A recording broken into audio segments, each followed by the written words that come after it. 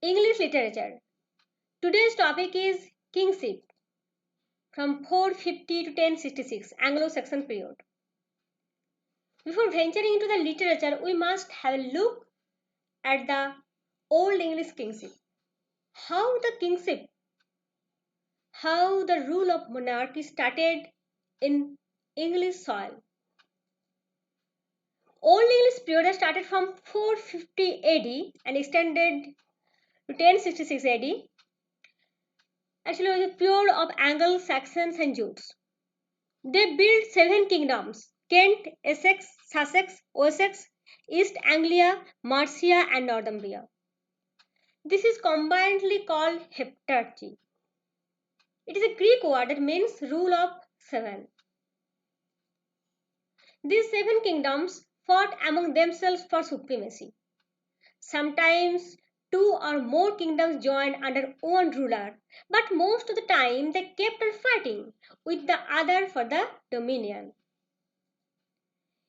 This is a map I take from Google where it is shown the heptarchy, the countries, the 7 rule: Mercia, East Anglia, Essex, Wessex, Kent, Sussex, Northumbria. These are the 7 rulers who in Diden Britain started fighting among themselves to get victory. There are 7 kingdoms and there are 7 rulers. But 7 rulers cannot reign a land. So sometimes 2 or 3 joined together under one ruler. But finally came the chance for King Egbert. In the early part of the 7th century, Northumbria took the sceptre of power. What is the Northumbria? You can see that is Northumbria. At first it take the power. But then Mercia took hold of the leadership around 8th century. And finally King Egbert of Wessex exacted his influence over the heptarchy. He was considered the first remarkable Anglo-Saxon king. He was able to establish a stable and extensive rule over all of Anglo-Saxon England. Now there is some name. They're so tongue twister, I think so, to pronounce is so difficult. You can just have a look at the chronology. And this is the important name, Alfred the Great. Every student of English literature is acquainted with this name. Too much familiar name to us because he is the mastermind of Anglo-Saxon Chronicle, and also he translated many Latin works into English.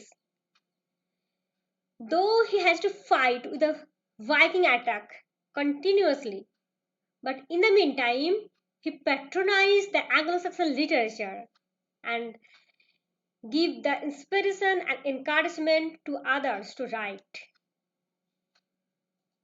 And now the Edward the Elder, Athelstan, Edmund, the list continued till we get Ethelred II, and finally Sion Forkbeard. What a name! Edmund II, Nat, and Harold the One, Harthnat, and finally Edward the Confessor. It is an important name in the history of literature and particularly Old English period, because Old English period, the end of Old English period is associated with that name, Edward the Confessor. He was sent to live with his mother's family in Normandy. He had no children, no heir.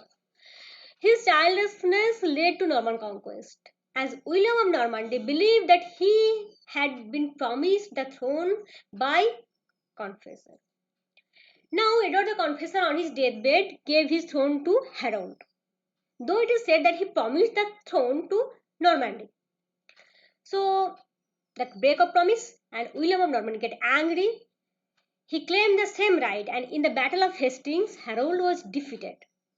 With him, Old English period or Anglo-Saxon period come to an end. The Battle of Hastings is a remarkable time because it demarcated the Old English period from the Middle English period. No age can start from a day or a year, but for our convenience, we just do that. And this Battle of Hastings, English throne defeated, and French power came into the throne. So from now on, French will get the official acknowledgement, and Anglo-Norman period will start after the Battle of Hastings. So it is the end of Anglo-Saxon rule, and now we'll have to go to Middle English period and Middle English kingship. Thank you.